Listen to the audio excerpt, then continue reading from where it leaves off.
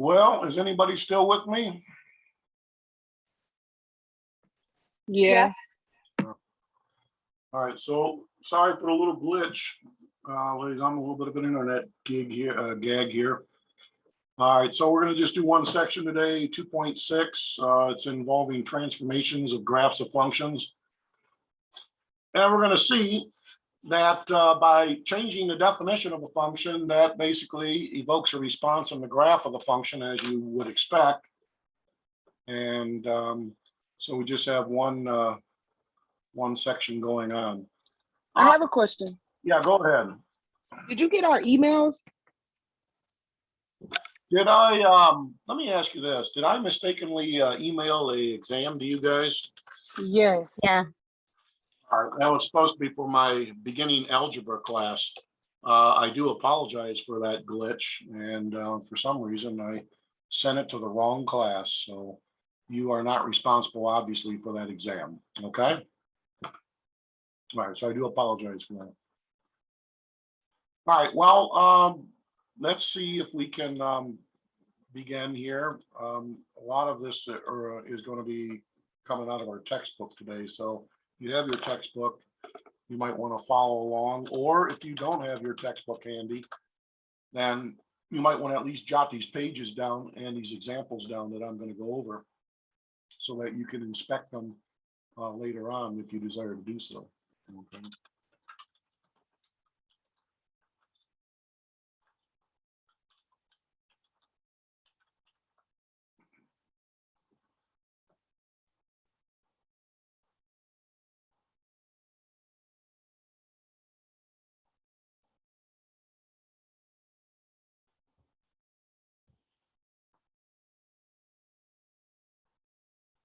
So it's section 2.6 today.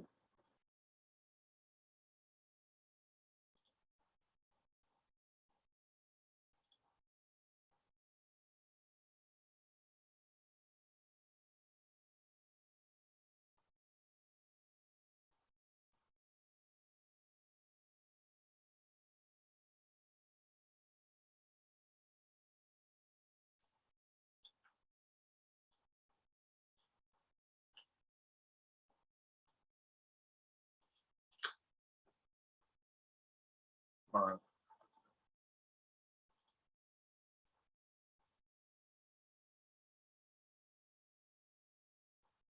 Transformations of graphs. Starts on page 229 in the book.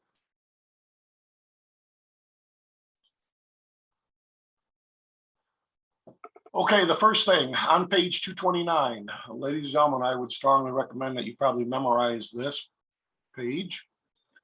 On page 229, they give us the graphs of basic functions that we should be familiar with. We're certainly familiar with linear functions and what their graphs look like. So if you have a linear function, f of x is equal to mx plus b, notice that function's in slope-intercept form. We would expect its graph to be a straight line since it is a linear function. F of x equal to some constant b would suggest that we have a horizontal line that goes through the y-axis at b. So an example of a linear function is if we have f of x equals x, then this is sometimes called the identity function in the sense that what you put in is what you get out. And so the graph of that linear function would be this line in blue here. Okay, so in general, linear functions always have line graphs in the xy plane. Contrast those functions with quadratic functions, which are second-degree functions. The graphs of quadratic functions are going to be a parabolic graph. So the graph of f of x equals x squared is going to be this parabola in blue that opens upwards here. And here's a table that generated some ordered pair solutions or points that sit on that graph. A cubic function is of the form f of x equals x cubed, and its graph in general is going to be kind of like a windy road type graph. And notice they have the table off to the left side that generated ordered pair solutions or points of that cubic function. And then we get down into our radical functions. This next one here, number 5, is the square root of x, the square root of x. And the graph of the square root of x is going to look like half of a parabolic graph that opens to the right. So the square root of x, notice, terminates to the left at 0, 0. And then as you move further and further out along the positive x-axis, the graph continues to rise slowly but surely. And this is a table of ordered pair solutions to that radical function. This is a cubed root function. Notice, ladies and gentlemen, what do you notice about the graphs of the x cubed function and the cubed root of x function? What do you notice about them? Anybody? One's horizontal and one's vertical. Yeah, it kind of looks like they have the same shape. It's just that the cubed root of x function is laying down, if you will. And the f of x equals x cubed is kind of standing upright here. Ladies and gentlemen, the functions f of x equals x cubed and f of x equal to the cubed root of x are called inverse functions of one another. They're inverses of each other. And that's why the graphs look somewhat similar here, albeit oriented differently. Okay. Number 7 is a absolute value function, and absolute value functions always have V-shaped graphs. This is your basic absolute value function. F of x equals the absolute value of x. Notice whenever you put a value into the absolute value, out comes the positive of that value. And the graph of f of x equals the absolute value of x would be this V-shaped graph that has its sharp turning point at the origin 0, 0 down here. Okay.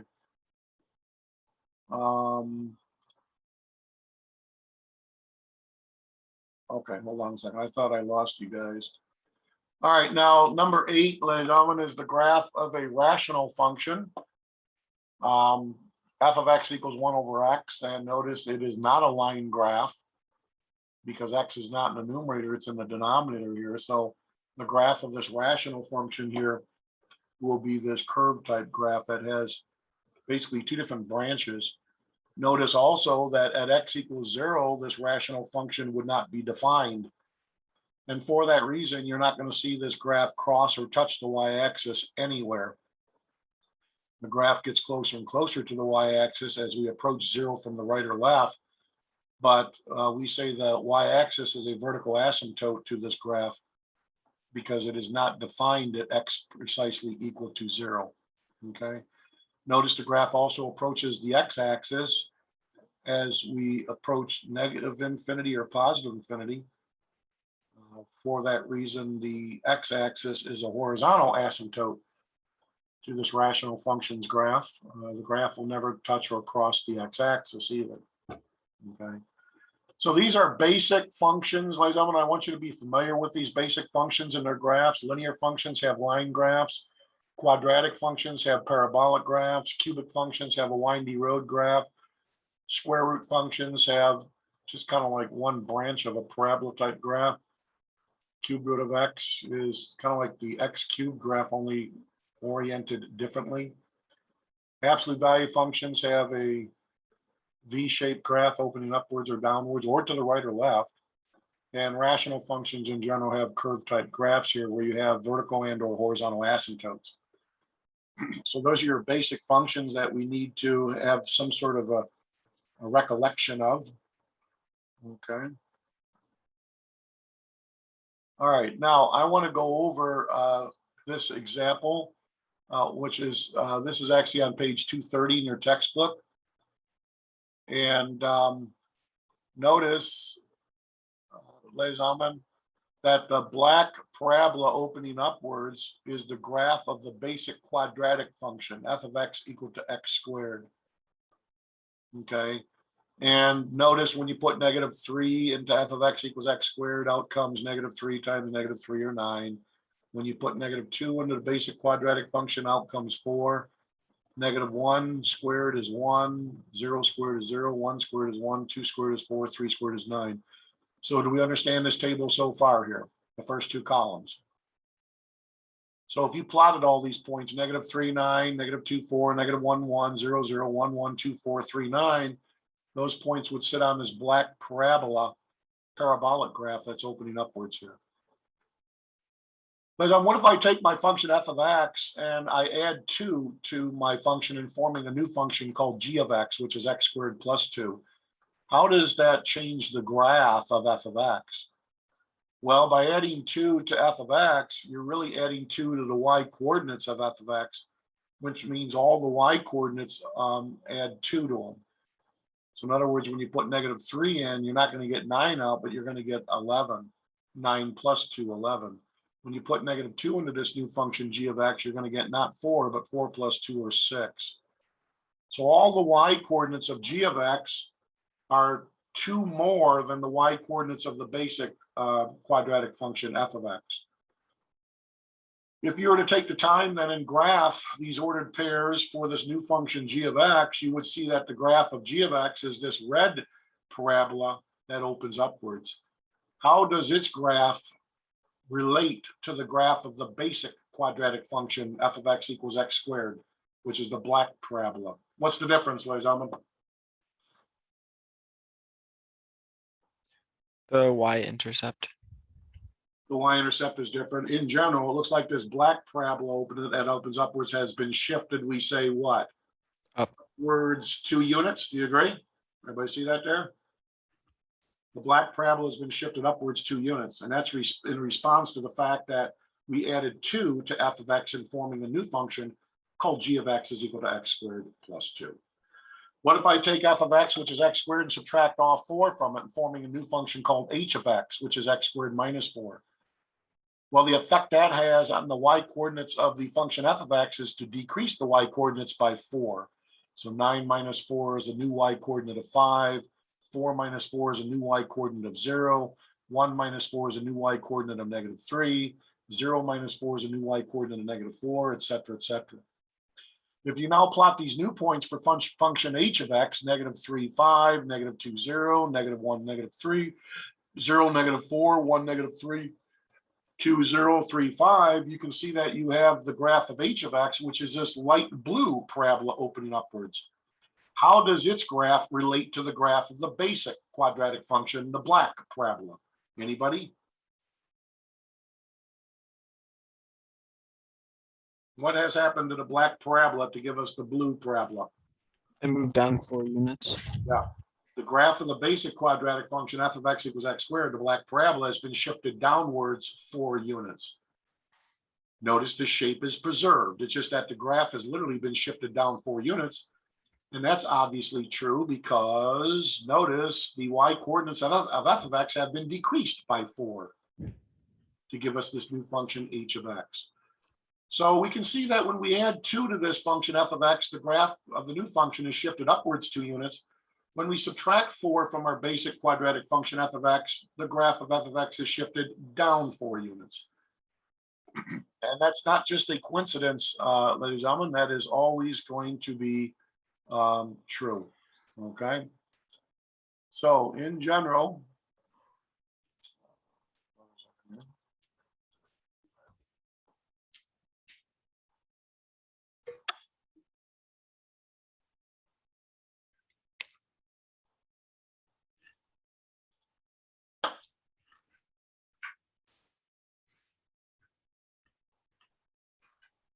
all right, so in general, that's always going to be true. So what's going to induce what's called a vertical translation in our graph, meaning we're going to shift our graph upwards or downwards, will hinge on this. If k is a positive real number, okay, then the graph of f of x plus k will be the graph of f of x shifted upwards k units, okay?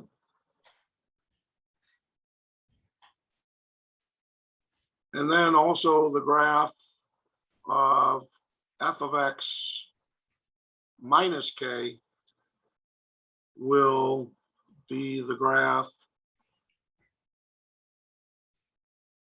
of f of x shifted downwards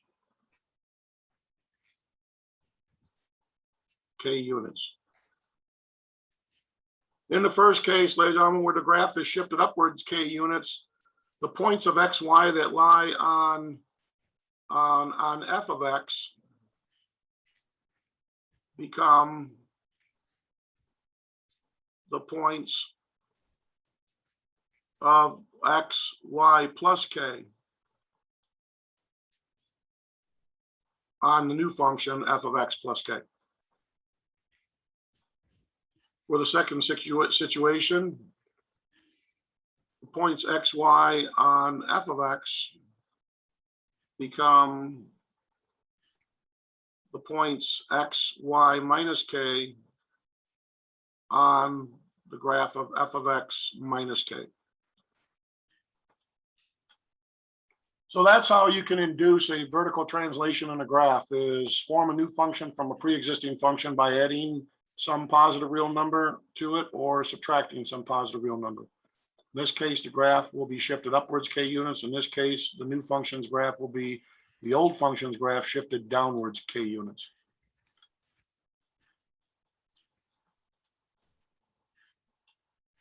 Does that make sense then?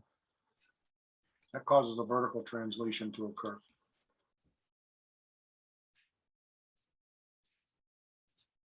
All right.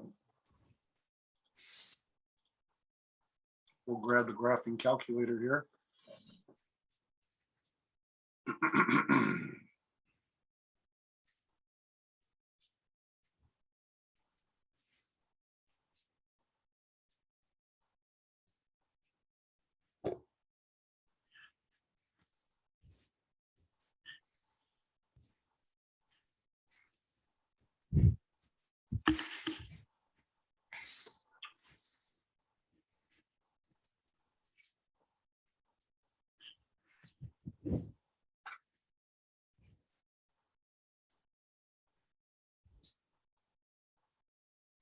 Yeah, it seems like this computer's getting slower every day.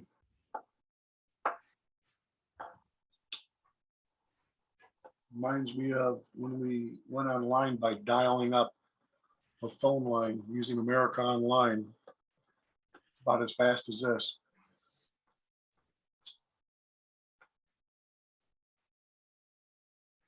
All right, so here's the lane calculator. Anyways, you go to your equation editor, clear out any garbage and type in the absolute value of x. So you go to math, number, grab the ABS function, math, number, ABS, absolute value of x. So we're going to graph the basic absolute value function. Does anybody remember what that kind of graph looks like?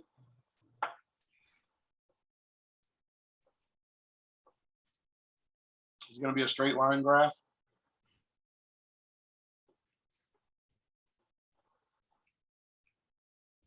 Not going to be a straight line.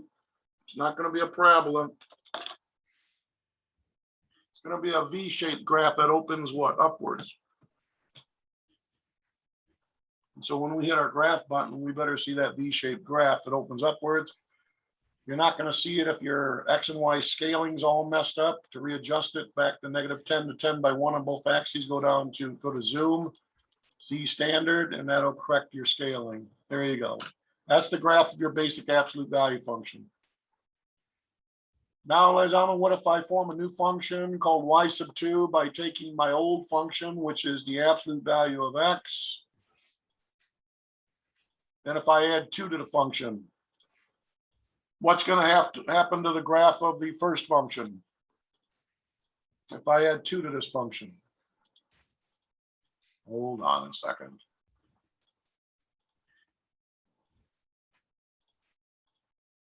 So what's going to happen to the graph of the basic absolute value function if I form this new function?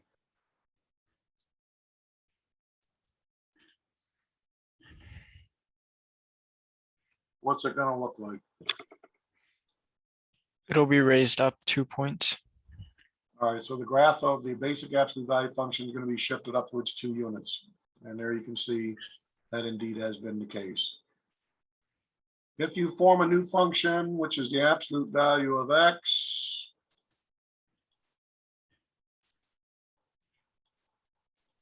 minus 5, how's this graph gonna relate to the graph of the basic absolute value function?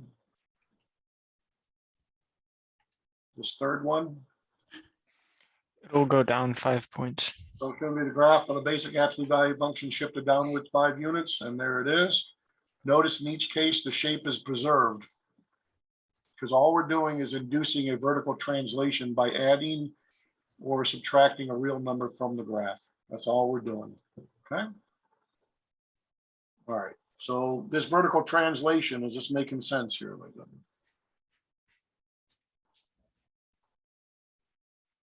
All right.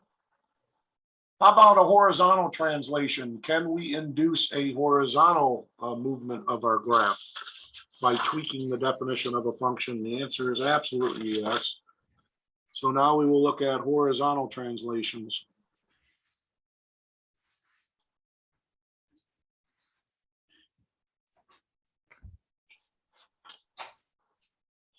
So let's just let h be some positive real number. Then, ladies and gentlemen, what would be true is the graph of f of x plus h will be the graph of f of x shifted h units to the, I know it seems like it would be shifted to the right, but that's not the case. It'll be shifted to the left. If h is some positive real number, then the graph of f of x minus h will be the graph of f of x shifted h units to the right. Easy way to remember this is that your horizontal shift occurs in the opposite direction than the sign.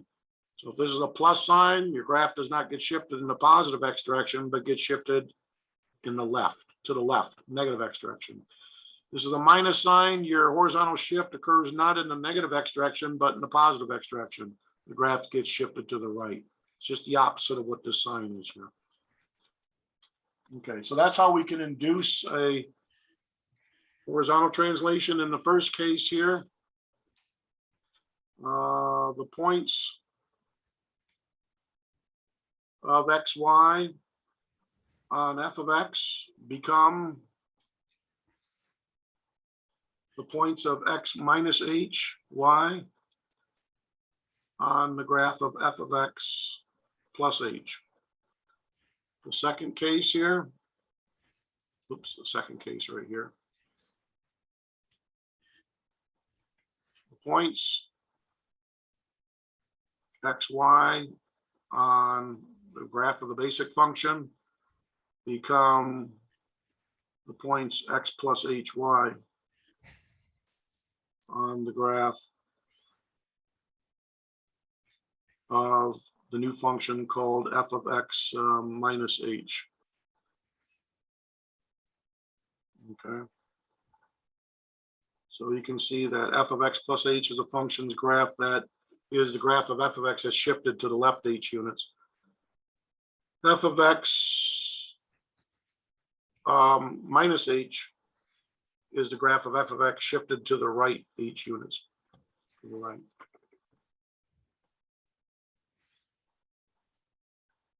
So let's take a look and try to convince ourselves that this is the case.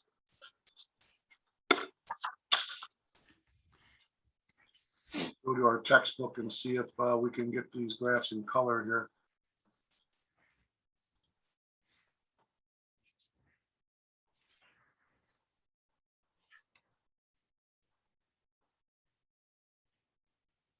Wow, I was just using my calculator.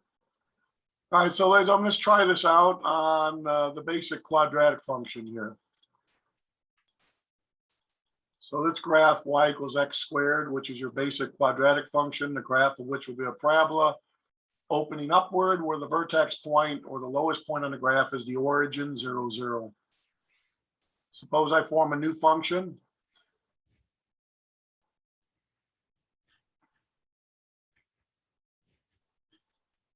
So what did I do so far? I graphed f of x equals x squared. Suppose I form a new function called g of x, which is going to be f of x plus 3. This is going to be the brand new function called x plus 3 squared. How will the graph of g of x relate to the graph of f of x if we do that? What's going to happen? Anybody want to predict what's going to happen? How's g of x going to be different than f of x's graph? G of x's graph will be shifted what? 3 to the right or left? Left. Left. Let's try it out. So if I have x plus 3 quantity squared, notice that the graph of our new function, g of x, which is f of x plus 3 or x plus 3 squared, is indeed a parabola that has been shifted 3 units to the left relative to the basic parabolic graph or the basic quadratic function, f of x equals x squared. The shape is preserved though, notice. Then if I form a new function, suppose I form a new function called h of x, which is going to be f, my function f evaluated at x minus 3, which is to say x minus 3 quantity squared. The graph of h of x will be f of x's graph shifted 3 units to the what? Not the left, but to the right. Okay. So let's convince ourselves, go back to our graphing calculator and type in h of x. So how about x minus 3 quantity squared?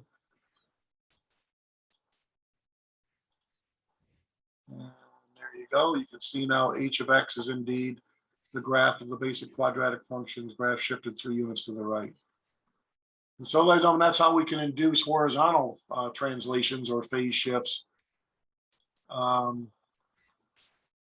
by simply forming new functions where the input into our old function becomes the input variable plus or minus some real number.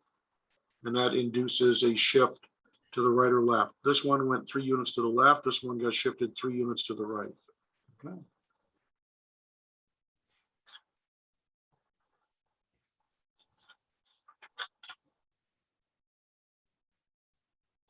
All right, another thing we can do, ladies and gentlemen, is we can induce a vertical stretch or a vertical shrink to the graph of our basic functions. And I want to go over example 4 to illustrate that occurring. By all means, please do go over all these examples in this section that I'm covering. I think by going over the examples, that's only going to solidify what it is I'm trying to, convey here in class. All right, so let's look at the basic absolute value function A here. F of x is equal to the absolute value of x. Notice they have a table which have generated some ordered pair solutions of that basic absolute value function. When you put -3 into it, the absolute value of -3 is 3, the absolute value of -2 is 2, et cetera, et cetera. So when you graph the basic absolute value function in gray, that graph is going to be this V-shaped graph opening upwards in gray. But what if I take my original function f of x, which is the absolute value of x, and form a new function by multiplying it by 2, positive 2? What effect does that have on the graph of f of x, the basic absolute value function? Well, when you multiply f of x by 2, the y coordinates of f of x are being doubled. And so when you put -3 into this new function called g of x, which is 2 times the absolute value of x, it's going to give you an output value of not 3, but 2 times 3 or 6.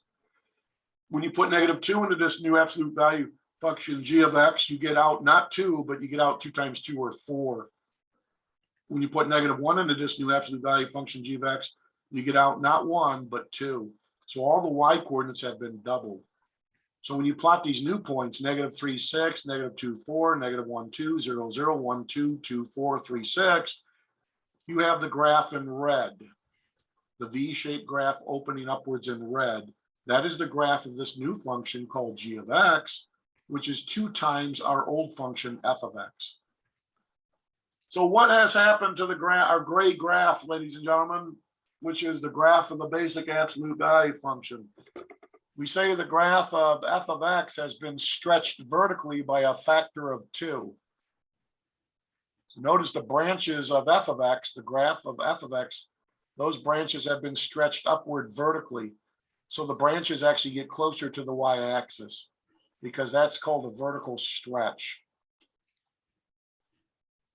On the other hand, if we were to take function f of x and form a new function by multiplying f of x by 1/2, in forming this new function h of x, notice now all the y coordinates of f of x become halved. So when you put -3 into this new function h of x, you get out not 3, but you get out 3/2. When you put -2 into this new function h of x, you get out not 2, but you get out 2/2, which is 1. You put -1 in the function h of x, you get out not 1, but 1/2.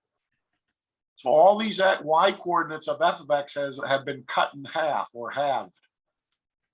And when you plot these new points here, -3, 3/2, -2, 1, -1, 1/2, 0, 0, 1, 1/2, 2, 1, 3, 3/2, you get the graph, this blue graph, which is this blue V-shaped graph opening upwards. How does its graph relate to the graph of f of x, the gray graph? Well, now you can see that the graph of f of x has been basically shrunk down vertically. It's almost been pushed down vertically, so that the branches of the gray graph actually move further away from the y-axis. We call that a vertical shrinkage that has occurred with the graph of f of x. Okay? A vertical shrinkage. That has occurred. All right. So in general, to generalize this now, there is this vertical stretching that could occur, or vertical shrinking that could occur if you tweak the definition of a function. So suppose that we let a be some positive real number. If, ladies and gentlemen, if a is greater than 1, then the graph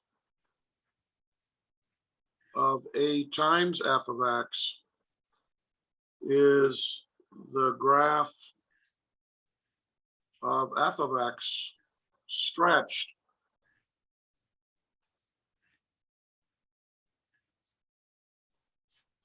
vertically by a factor of a, so that the points on f of x, x, y all become the new points of x, a, y on the new function. So notice all the y coordinates of the original basic function have been basically multiplied by this factor of a. That produces a vertical stretching in the graph. If, on the other hand, ladies and gentlemen, a is some real number between 1 and 0, in other words, a is some fraction or decimal between 0 and 1, then the graph of a times f of x is the graph of f of x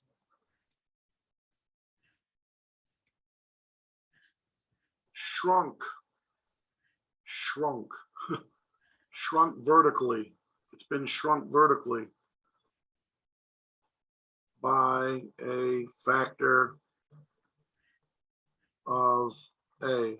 That's to say, ladies and gentlemen, that the points on f of x, x, y become the new points of x times a, x comma ay on the graph of the new function.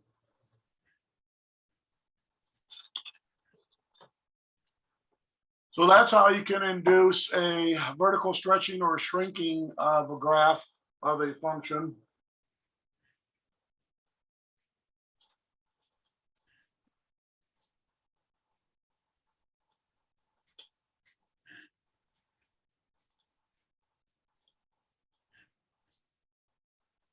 Go over example 5 here. So notice now with this particular, wait a minute, that's a horizontal. I'm looking at vertical stretching here. No. Okay.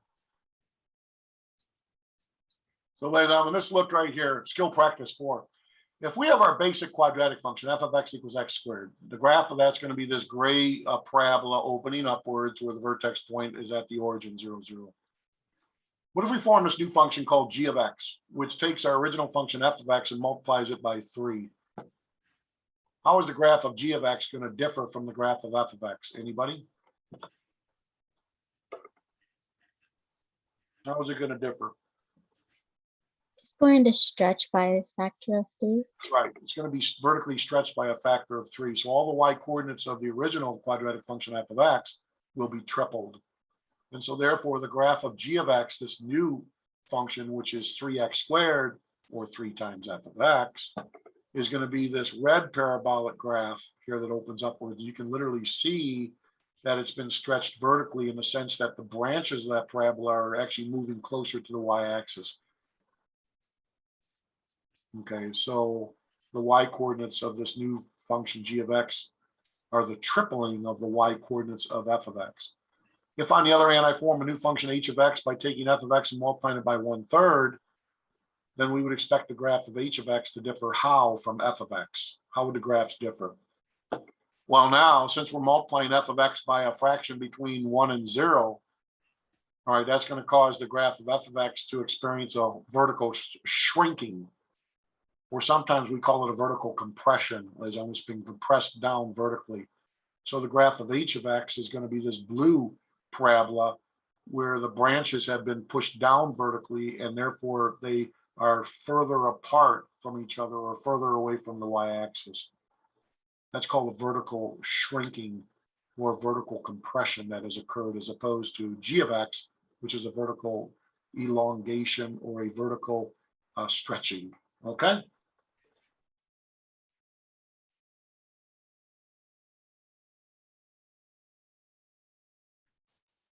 Is that making sense there? No? Okay. All right. Can we force a graph to undergo a horizontal stretching or shrinking? And the answer is, as you would guess, yes, there is. So how about a horizontal stretch or shrink? Well, that can also be arranged if, ladies and gentlemen, a is some positive real number. Okay, then the graph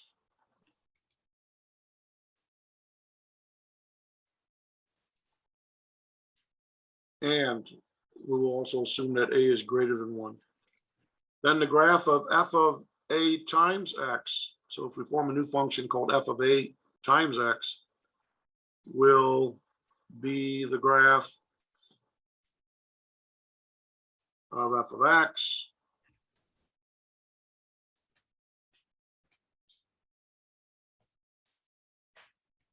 which has been horizontally compressed.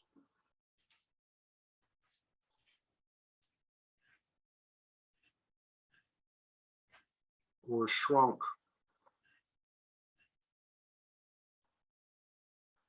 Horizontally compressed or shrunk. And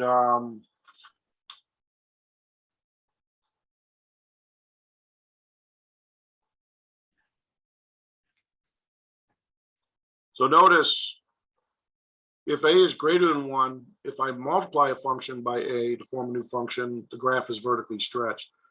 But if you form a new function by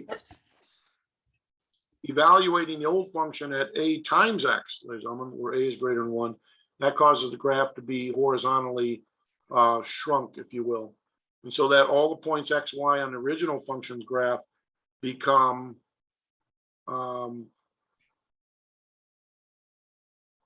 what's going to happen here is it's going to become the new points here where you got x divided by a, y.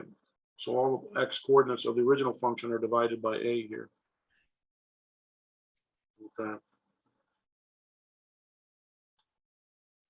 If, on the other hand, a is a positive real number that lies between 1 and 0, where it's a fraction or a decimal, then the graph of f of a times x will be the graph of f of x, which is horizontally stretched.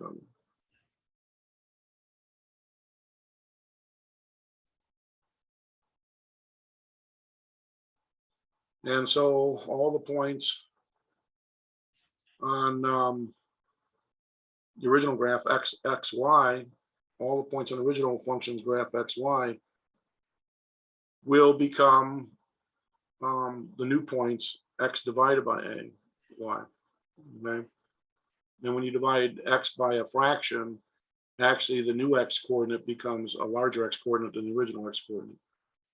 When you divide x by a real number greater than 1, the x coordinates on the new function's graph are going to be less than the x coordinates on the original function's graph. So let's see if we can induce some horizontal stretching or shrinking of a function's graph by tweaking its definition here. Okay, so suppose that in example 5 here in your textbook, we have the graph of f of x as being this black graph here. Okay, so we got these line segments here, right?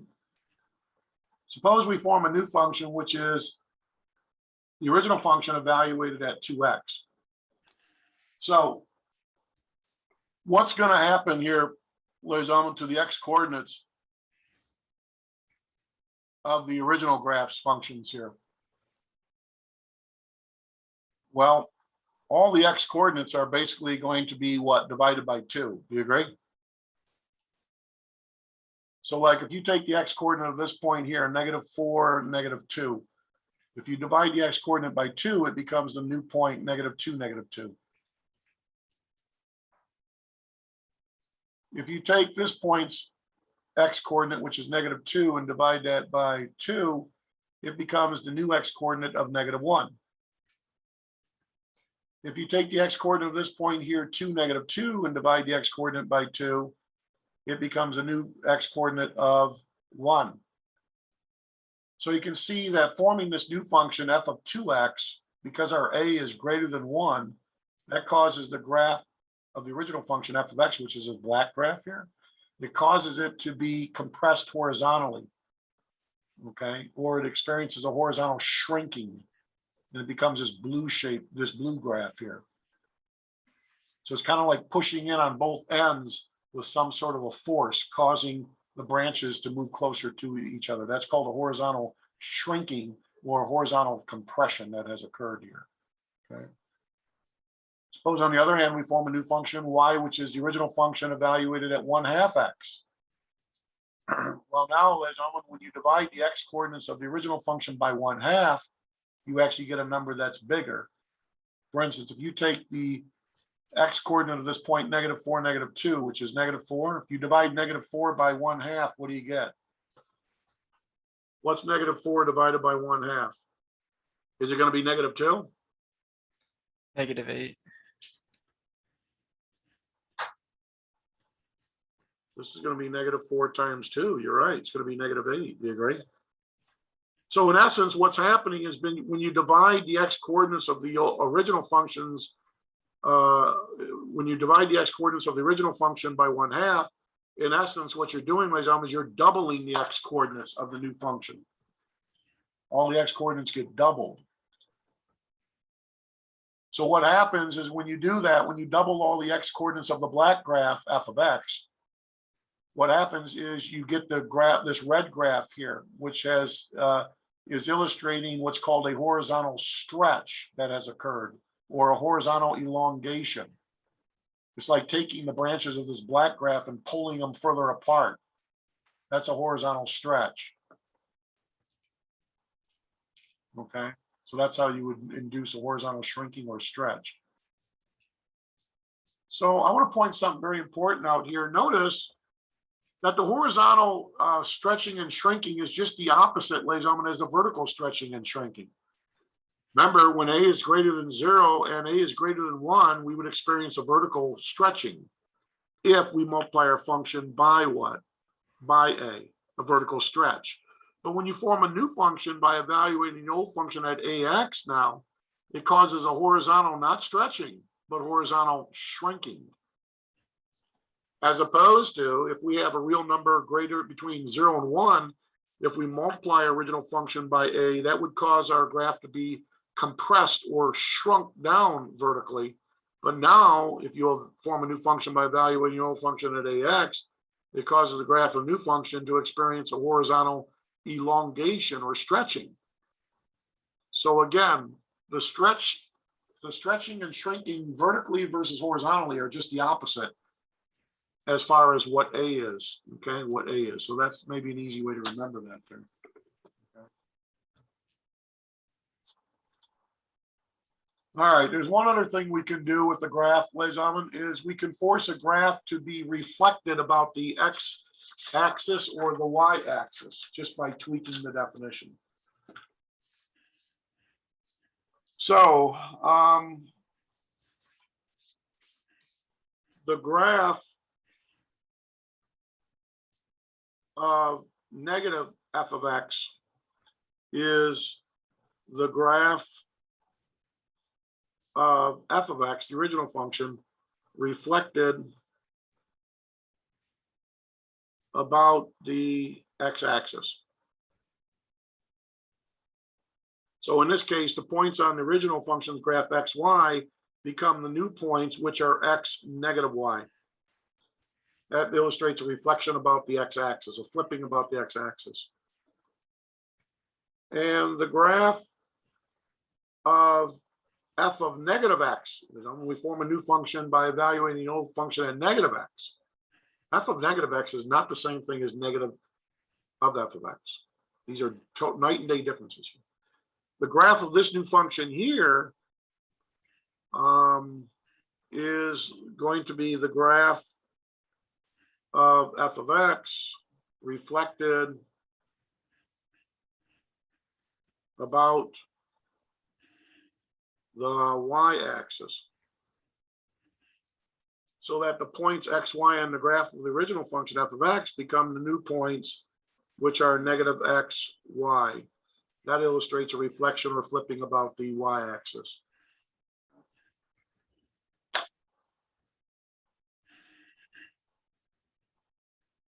Let's see if we can illustrate that. Okay, let's have some fun on our calculator. Let's try to induce some reflections about the x or the y-axis here. So let's bring our calculator up. Suppose I go back to my basic quadratic function, clear out all the other garbage. Suppose, ladies and gentlemen, I form a new function called g of x, which is negative f of x, which is to say negative x squared. How is the graph? Whoop, hold on.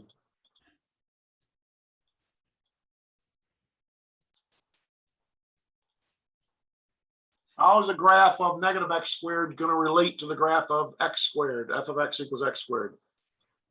How is the graph of this new function going to look compared to the graph of the basic quadratic function? What's this one going to look like? Upside down. So this one will be flipped about the what? The x-axis. And here's the graph of your basic quadratic function. Here comes the graph of negative of that function. The negative of that function. That causes the graph to be flipped about the x-axis. Notice the shape is preserved. We're not moving the vertex point, so we're not horizontally translating or vertically translating the graph. We're not doing that. We're just literally flipping it about the y-axis. That's literally what's happening here. Okay, it's literally getting flipped. And we could try that on another one here. How about the absolute value function?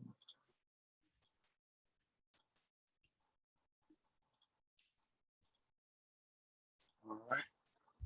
So what if I form a new function, which is the negative of the absolute value function? How's the graph of this new function going to differ from the graph of the original one?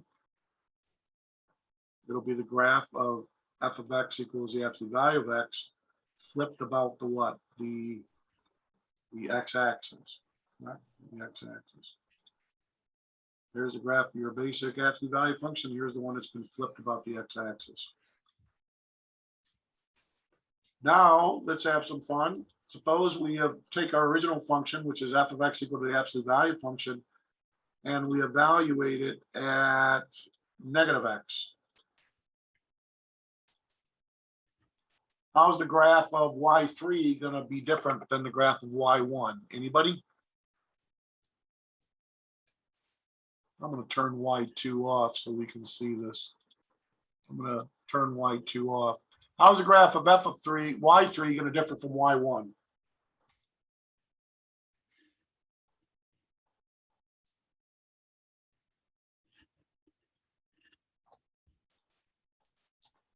So if I have my basic function f of x is equal to the absolute value of x, then I form a new function called g of x, which is the old function f evaluated at negative x, which is the absolute value of negative x. What is this going to do, Liz? It's going to induce what kind of a reflection about the x or y-axis? About the y-axis? Y-axis. Everybody see that there? It's going to induce a reflection about the y-axis. Let's put it to the test. All right. So let's graph. There's the graph of your basic absolute value function. Here comes the other one. That's been flipped about the what? The y-axis. How come I don't see a different graph? Why, ladies and gentlemen? Why do I see the same graph? They overlap. Yeah, because look, if you take the graph of the basic absolute value function, which is this V-shaped graph, and flip it about the y-axis, the right branch is going to mesh up perfectly with the left branch, and the left branch is being flipped about the y-axis is going to mesh up perfectly with the right branch. You're not going to see any difference in the graph because the graph of the original function was symmetric with respect to the y-axis. And so that when you flip a symmetric graph about the y-axis with respect to the y-axis about the y-axis, ladies and gentlemen, you're not going to see any difference in the graph. That would also be true with the basic quadratic function. You take the basic quadratic function here, which is f of x equal x squared. You can see that the graph of this basic quadratic function definitely is symmetric with respect to the y-axis. Meaning that if I flip this graph about the y-axis, do you think I'll see any difference in the graph if I flip it about the y-axis or reflect it about the y-axis? The answer is absolutely not. You won't see any difference. It'll be the same graph. And so if I have the basic quadratic function, which is x squared, forming a new function g of x, which is f evaluated at negative x, ladies and gentlemen, that's going to be negative x what? Squared, do you agree? Which when you stop and think about it, what is negative x squared? Negative x times negative x. Doesn't that just give you x squared back? Don't we get back the original function? So ladies and gentlemen, when you form a new function f of negative x, where f of x is the basic quadratic function, your new function is still going to be the same as the original function. So we would suspect the graph of this guy to be identical to the graph of this guy because they're the same function. Okay, let's convince ourselves. So if I form this new function down here by taking negative x squared, let's graph both these functions. Let's convince ourselves that we will not see more than one graph. We're just going to see one parabola because those are identical functions. And there you go. Same graph because they are the same function. All right. So when you flip a function that's symmetric with respect to the y-axis about the y-axis, ladies and gentlemen, you're not going to see any difference. You're not going to see any difference in the graph. Okay. All right. Okay, let's try this one though. Let's try the square root of x. So if I graph the basic square root of x function, the graph will look like this. It's just going to be like, half of a parabola opening to the right. That's the graph of the basic square root function, f of x equals the square root of x.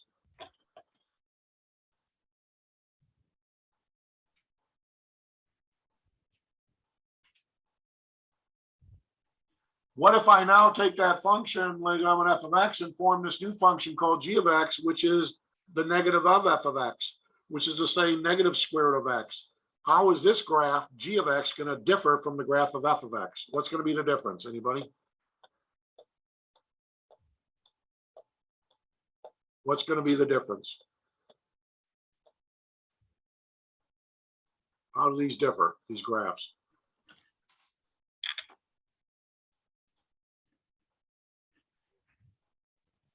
The second one's going to be negative. Which means the graph of g of x will be f of x's graph that has been what?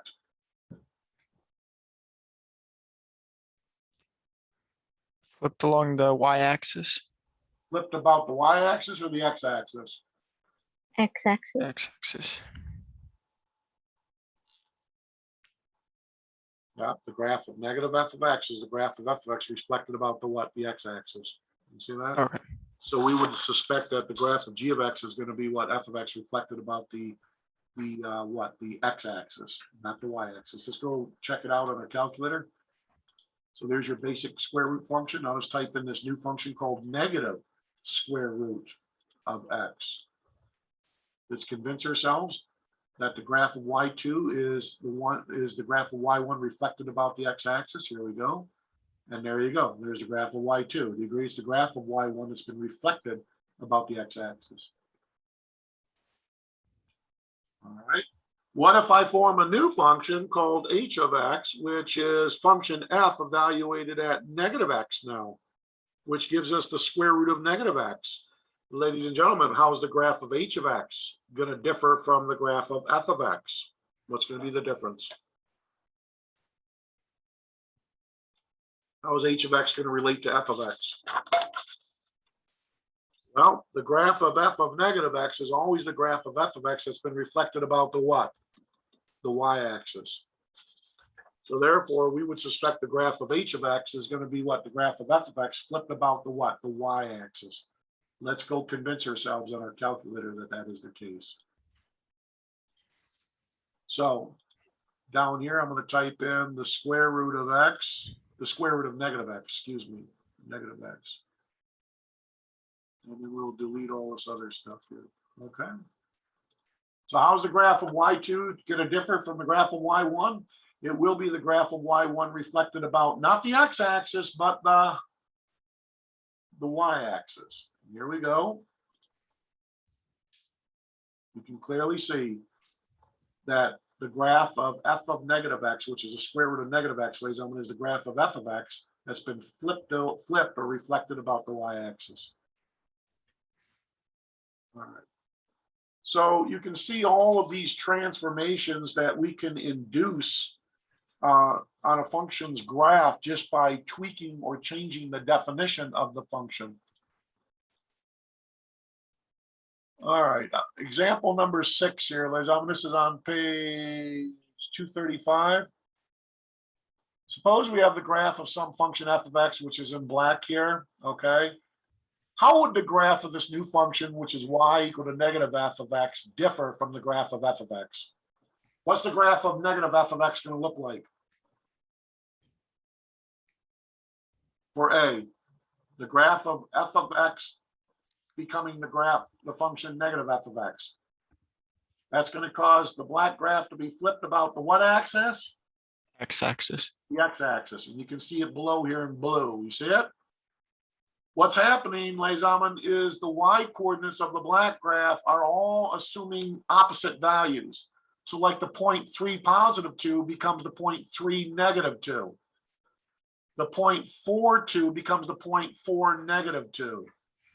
the point 0, -1 becomes the point 0, +1. That causes a flipping about the x-axis.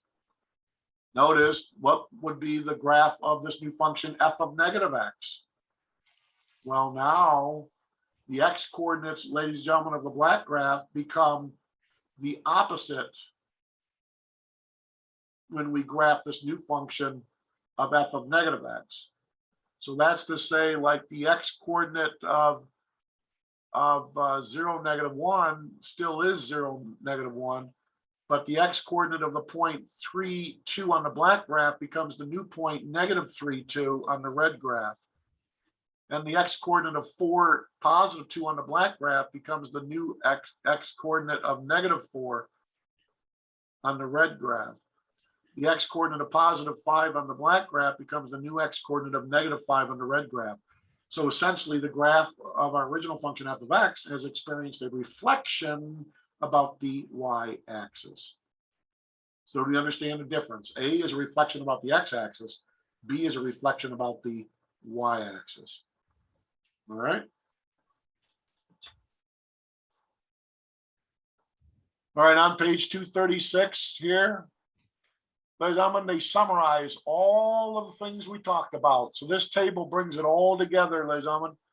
I think this would be a very wise thing to memorize, along with the basic functions graphs I pointed out way at the beginning of the section.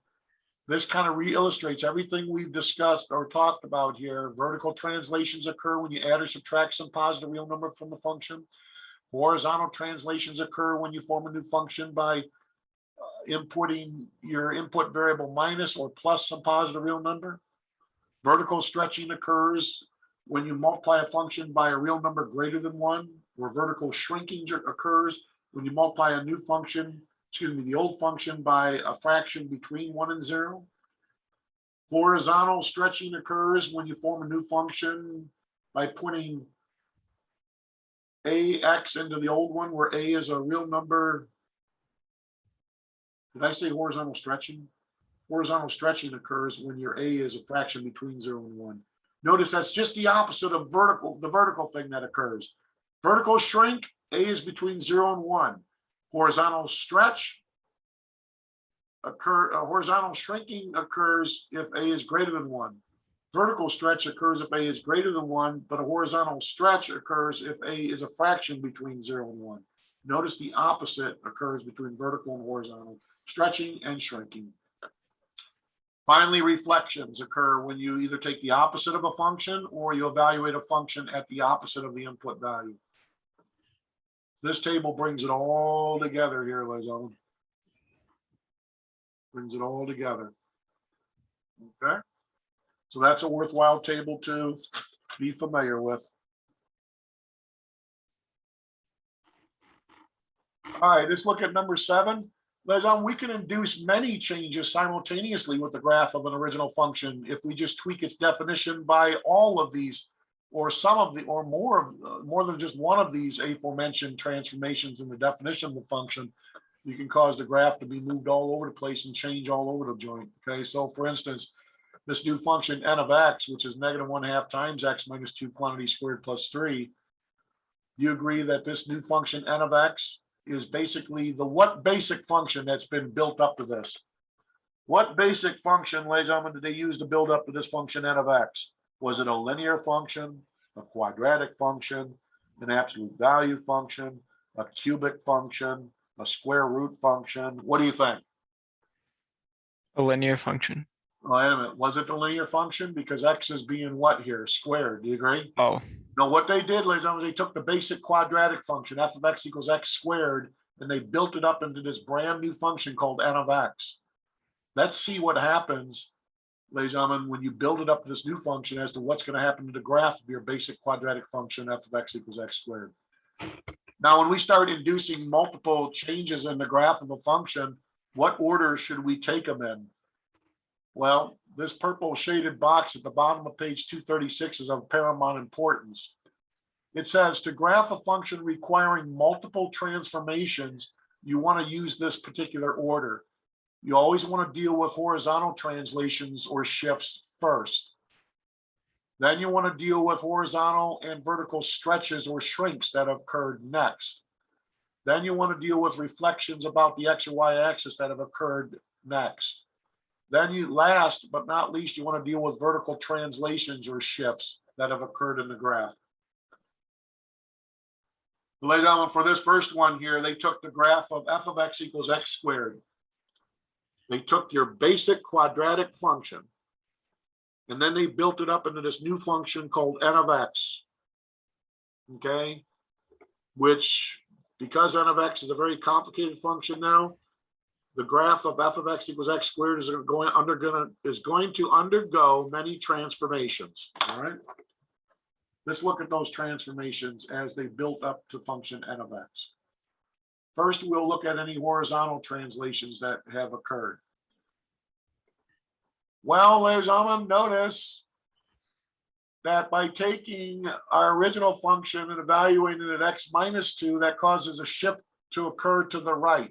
So x minus 2 causes a horizontal shift of 2 units to the right. So they took our basic function and they have, what they have done is they evaluated it at x minus 2, which gives you your quadratic function x minus 2 squared. That causes the graph of f of x to be shifted 2 units to the what? Right. That's the first transformation that occurs.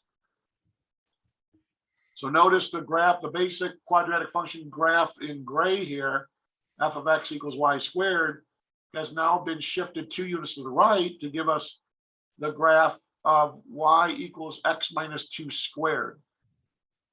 What did they do next, now, ladies and gentlemen? So that's our horizontal translation. Now, was there any horizontal or vertical shrinking or stretching that has occurred? Well, notice there is no horizontal shrinking or stretching because they did not multiply the variable x by a real number greater than 1 or a fraction less than 1 greater than 0. They didn't do that. There's no horizontal shrinking or stretching. There is, however, a vertical what? Stretching or shrinking that has occurred because they've taken your basic quadratic function and multiplied it by what? 1/2. That causes what, ladies and gentlemen? Is that going to cause the graph to experience a vertical stretch or shrinking if you multiply the original function graph by 1/2? So if you take y equals negative x minus 2 squared and multiply the function by 1/2 to form this new function 1/2 times x minus 2 squared, what happens to the blue graph? Does it experience a vertical stretching or shrinking? Anybody remember?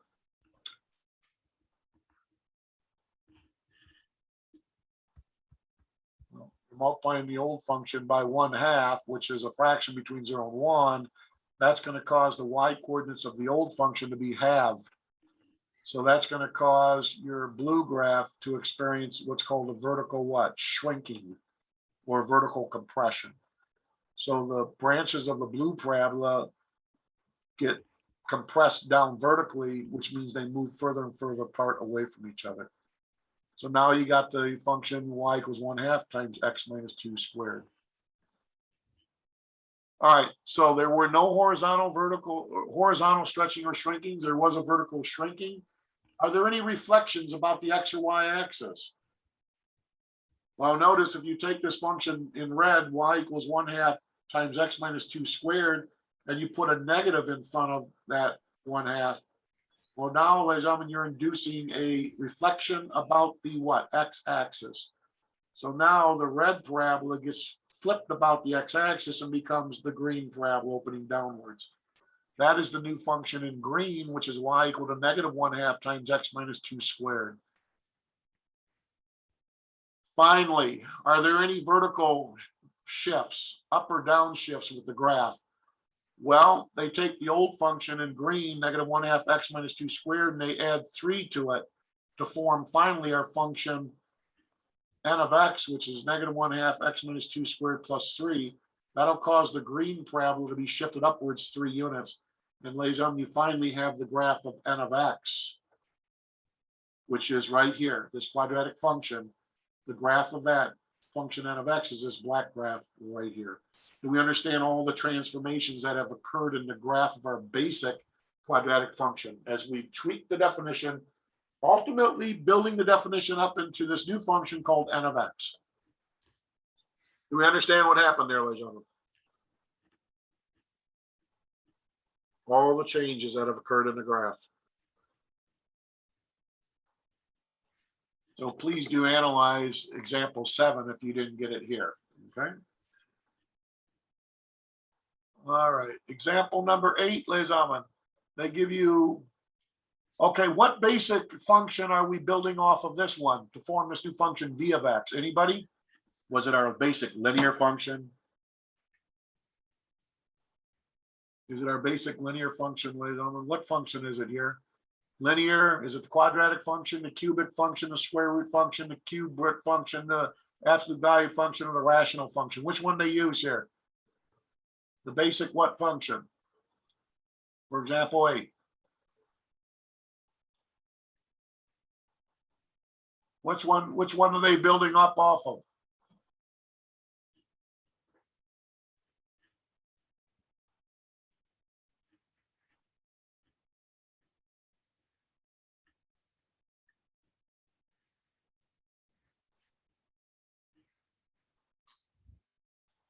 What basic function did they use? Square root function. The square root of x. And then they build it up to this new function. Let's see, by building up this new function, what kind of changes we induce in the graph.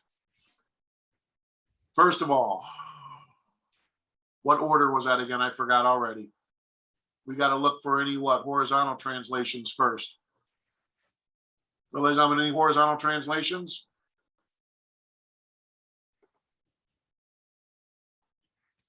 Well, looks like they took your basic square root of x function and added 2 to it underneath the square root. That causes a horizontal shift of 2 units to the left. So your gray graph, which is the function square root of x, gets shifted 2 units to the left to form this new function in blue, the square root of x plus 2. Next thing we want to look for is what? After horizontal translations, were there any horizontal or vertical stretching or shrinkings that have gone on? The reflection over the y-axis. Doesn't look like there's any horizontal shrinking or stretching. Why? Because we're not multiplying x by a fraction or a number bigger than 1. And notice, ladies and gentlemen, we're not multiplying the function by any number greater than 1 or any fraction between 1 and 0. So there's no horizontal stretching or shrinking of the original square root function's graph. But you are correct. As far as vertical reflections or horizontal reflections are concerned, notice we do have a reflection about the what? About the y-axis when you have the negative or the opposite of x. That causes the blue graph to be reflected about the y-axis and forming this new function square root of negative x plus 2. But then, ladies and gentlemen, you put a negative in front of the square root or a negative in front of the function, forming this new function called negative square root of negative x plus 2, which causes the red graph to be reflected now about the x-axis. So we're down to this black graph. And that's it. Your final answer is this graph here in black, which is the graph of this new function called v of x. Okay. So there were a couple things that this new function illustrated from the basic function. You had a horizontal translation of 2 units to the left. You had a reflection about the y-axis, reflection about the x-axis. And that's it. All right.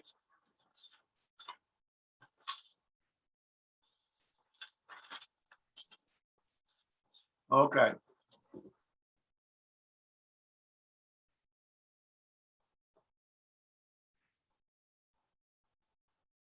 Ladies and gentlemen, this is on page 239. What basic function generated this first graph in A here?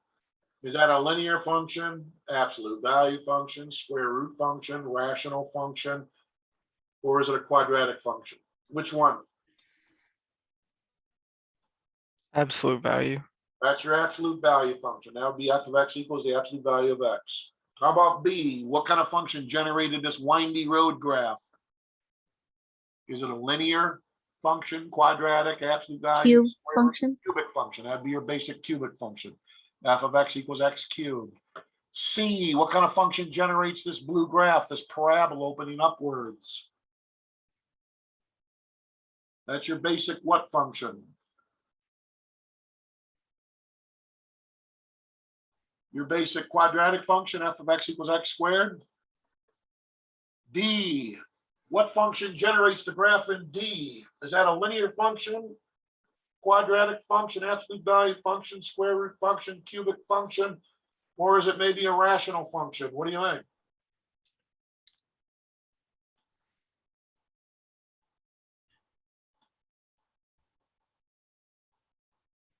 Oh, it's been so long since we went over that.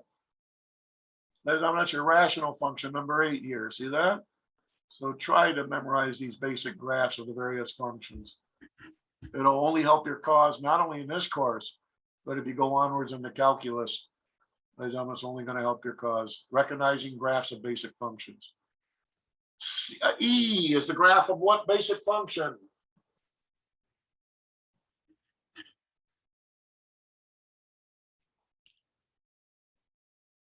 Square root function. That's just your basic square root of x function. Finally, F is the graph of what function? Compare it with B. Remember it? You told me B was the graph of a cubic function, f of x equals x cubed. This is the inverse of that graph or function. You might remember what this one was. Which one was that? Right here. 6, number 6, that's your basic cube root function, cube root of x. All right. All right, so that was a little quiz there. Ladies and gentlemen, if I take the basic square root function and form a new function we call g of x, which is a square root of x plus 2, how does the graph of g of x differ from the basic graph of the basic square root function? What's going to happen to it?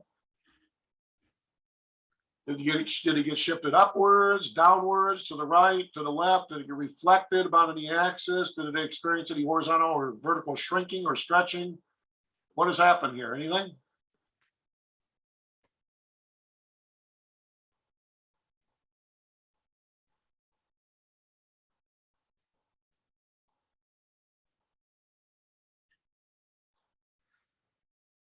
It's going to be your basic square root function that has been shifted upwards, what, 2 units? Number 17, if you have the basic cubic function and you subtract 2 from it to form a new cubic function, what happens to the graph of the original cubic function? Gets shifted how? Down 2 units. Down 2 units, right? Rational function, minus 2. Take a basic rational function, 1 over x, and subtract 2 off from it to form a new function. This would be the graph of the basic rational function shifted what? Downwards 2 units. This is a function of the basic square root function shifted 5 units to the right or left? Left. To the left, 5 units, yep. This is the basic absolute value function shifted what? Upwards 1 unit, downwards 1 unit, to the right 1 unit, or to the left 1 unit? What would be the case? Left 1 unit. Left 1 unit. This is your basic quadratic function, f of x equals x squared, shifted to the left, right, up, or down 4 units. What would be the case? Right 4 units. Right 4 units. Okay. Your basic cube root function shifted how? 2 units what? Up, down, right, or left? Left. Or no, right, sorry. Right, to the right 2 units. Ladies and gentlemen, this function number 23 is your basic square root function that has experienced 2 translations. What are they? 1 unit, to the left and down 3. that's right. 1 unit shifted to the left 1 unit and then shifted down 3 units. You are correct. Number 24, the basic absolute value function has experienced 2 translations. What would they be? Right 3 and up 1. Just 24 here. Or oh, 24, sorry. Right 2 and up 4. It's been shifted to the right 2 units, and your V-shaped graph has been shifted upwards 4 units. Your basic rational function 1 over x, ladies and gentlemen, is now this new function. What happened to the graph of 1 over x? Explain to me what's happened.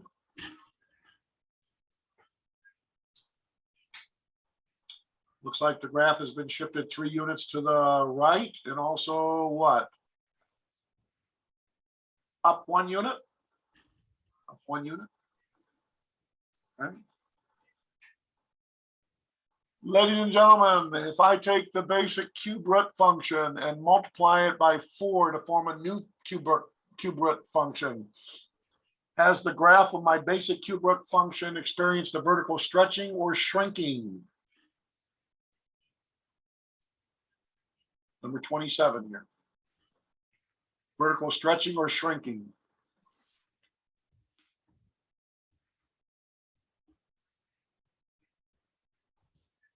Well, when you multiply a function by a real number greater than 1, the graph will be experience a vertical stretching.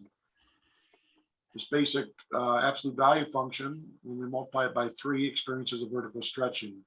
This basic quadratic function, the parabola would experience a vertical, not stretching, but a vertical shrinking, because we multiplied it by a number that's between 1 and 0. Okay. All right.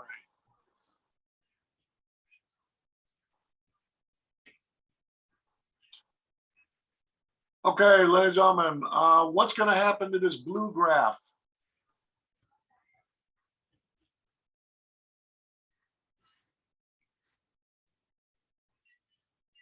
If I form a new function, which is 1/2 x,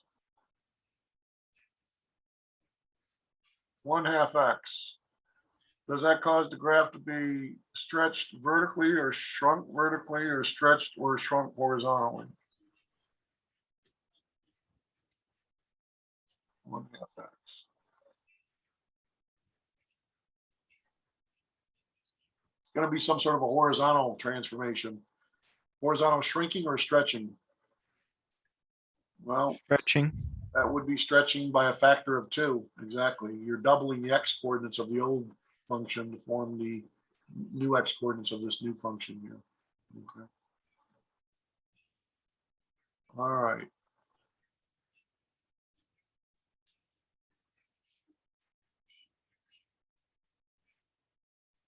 Okay.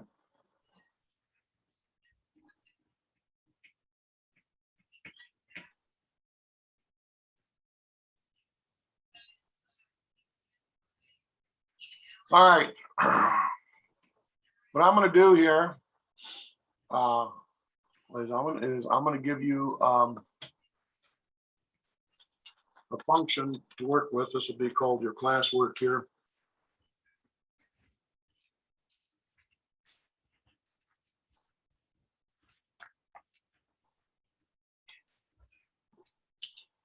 I'm going to give you some functions to play around with here a little bit.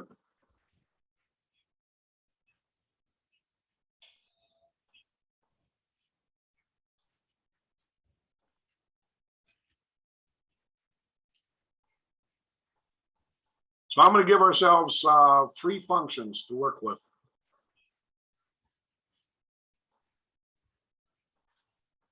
And what I want you to do with these 3 functions here, we'll call this classwork for today. This is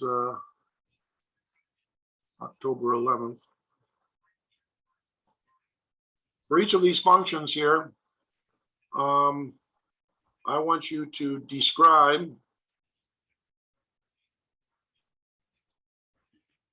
all of the transformations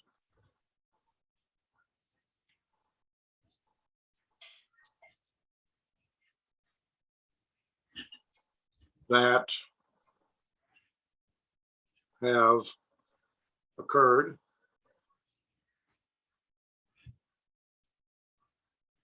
from the basic function.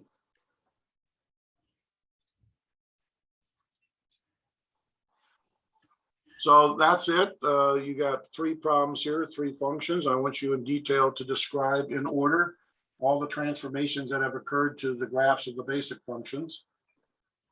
All right. The first function, basic function, would be your square root function. The basic function of number 2 would be your quadratic or function, the x squared. The basic function for number 3 would be your basic absolute value function. So let's see if we can describe all those transformations that have occurred here, ladies and gentlemen. And do we remember the order? Do we remember the order in which we should consider the transformations? Do we remember that order? Remember there was a little table that helped guide us along here? You might remember the order.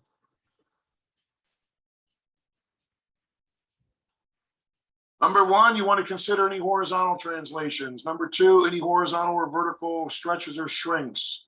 Number three, any reflections about the X or Y axis. And last but not least, any vertical translations. So that's the order in which you want to take these here. Okay.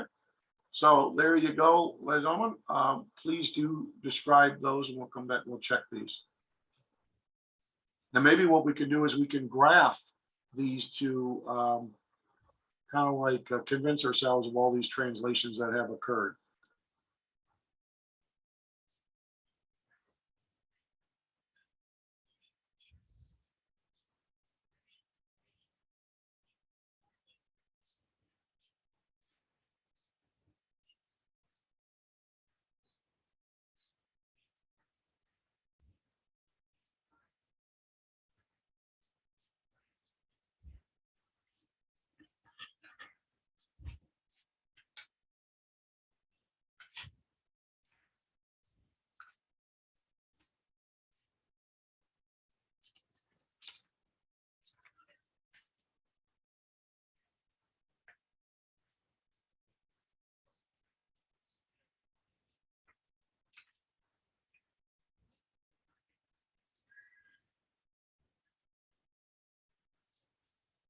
What were all the transformations that occurred for number one?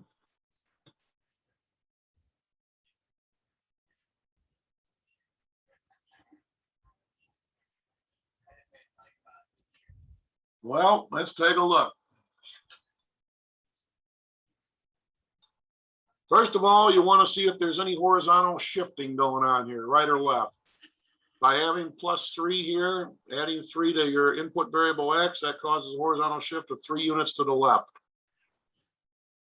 Then you want to look at any sort of horizontal or vertical shrinking or stretching. By multiplying the function by 2, that causes the graph to be stretched by a factor of 2.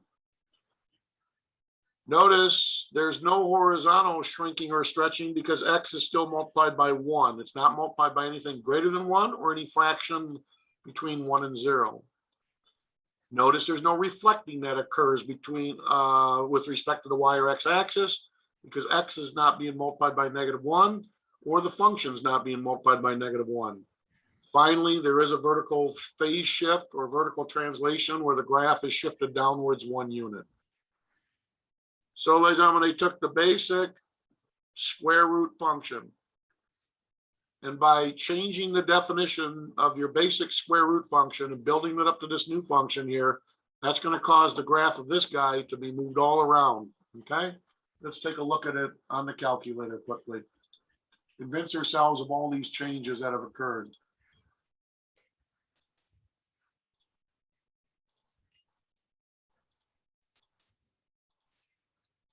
So we got our basic square root function, which is this guy right here.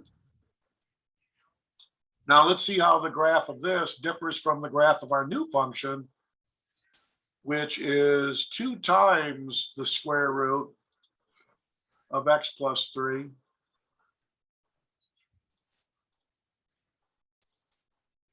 plus 1 minus 1. Okay. Let's see how the graph of this new function differs from the graph of the basic square root function. You can see, first of all, what has happened. The graph has been shifted, what, 3 units to the left. Secondly, the graph has experienced a vertical stretching, ladies and gentlemen. Notice the Y coordinates are higher on the graph of our new function as opposed to our basic function. Notice the graph has been shifted downwards 1 unit. The graph has been shifted downwards 1 unit. So it's like the x-axis has been shifted down to a new x-axis, which is y equals -1. So those are all the transformations that have occurred with the basic square root function. All right, second function. What were all the things that have occurred with that? Well, first of all, with the second function, we have a horizontal phase shift or horizontal translation where the graph of the basic function. What is the basic function? The basic Quadratic. is your basic quadratic function, and they built it up to this new function here. Notice the graph of the basic quadratic function has been shifted 2 units to the left. Notice, ladies and gentlemen, there is no vertical shrinking or stretching that has occurred, or no horizontal stretching or shrinking, because x is multiplied by 1, not -1, or excuse me, it's not multiplied by anything greater than 1 or any fraction between 0 and 1. And our function has not been multiplied by anything greater than 1 or a fraction between 0 and 1. So there's no vertical stretching or shrinking. Notice we do not have any reflection about the y-axis because x is multiplied by +1, but the whole function has been multiplied by a -1. And that causes a reflection about the x-axis. Finally, there is a vertical shift or translation where the whole graph of x squared has been shifted upwards 1 unit. Let's convince ourselves of all these translations now by taking it to our graphing calculator.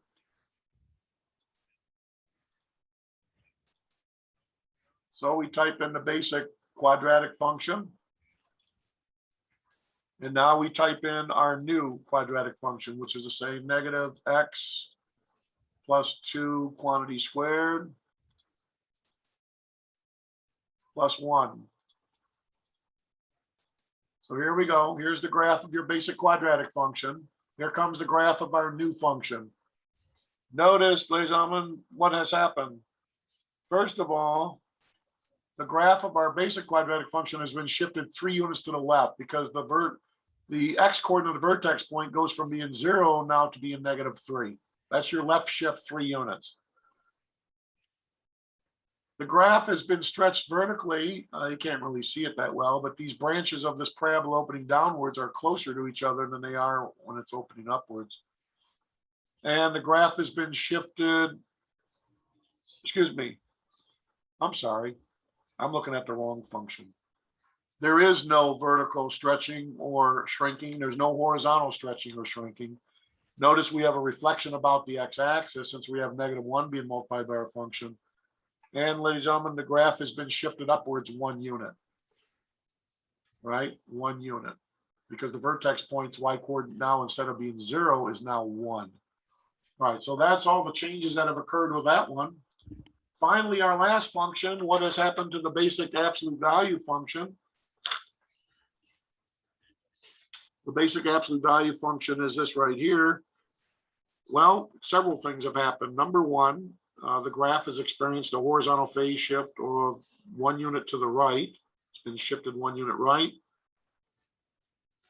Notice there's no horizontal shrinking or stretching since x is multiplied by 1. There is a vertical shrinking since our function has been multiplied by 1/2. So all the y coordinates of this guy have basically been halved. That's a vertical compression or shrinking. And we have a horizontal shift of 2 units to the right. I'm sorry, we have a vertical shift of 2 units down. Sorry about that. The graph is shifted down 2 units. Let's convince ourselves of all these changes with our basic absolute value function.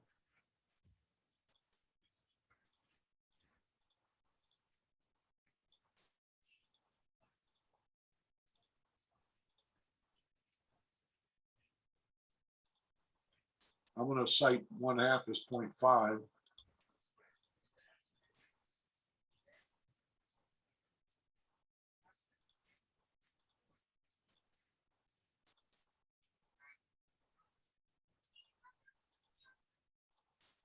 All right, so here we go. There's your basic absolute value function graph. Here comes the graph of the new one.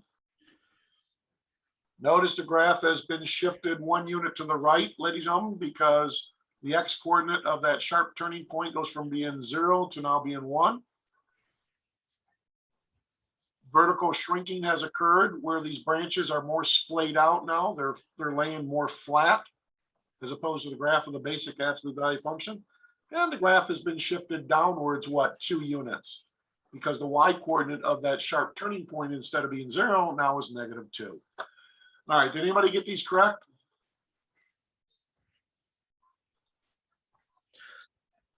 Anybody getting these correct here?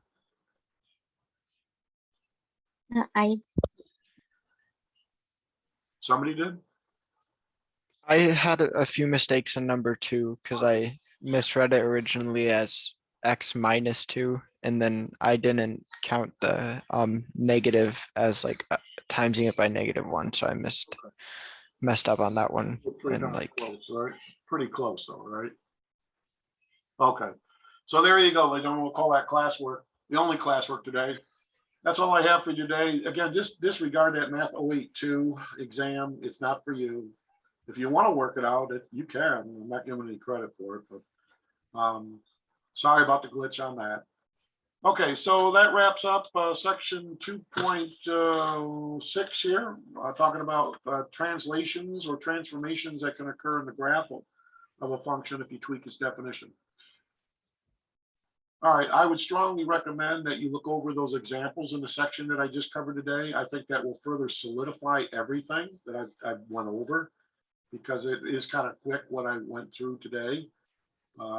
If you want to watch this recording over again, you can do that. I apologize for the delayed posting of the recording from last Wednesday. That's because I had a computer glitch, but I will post this one promptly because I figured it out. And that's about all I want to say. So have a great day, and hopefully I'll see you on Wednesday. Okay, but again, please look over those examples in section 2.6. I think it's really going to help you. Okay. All right.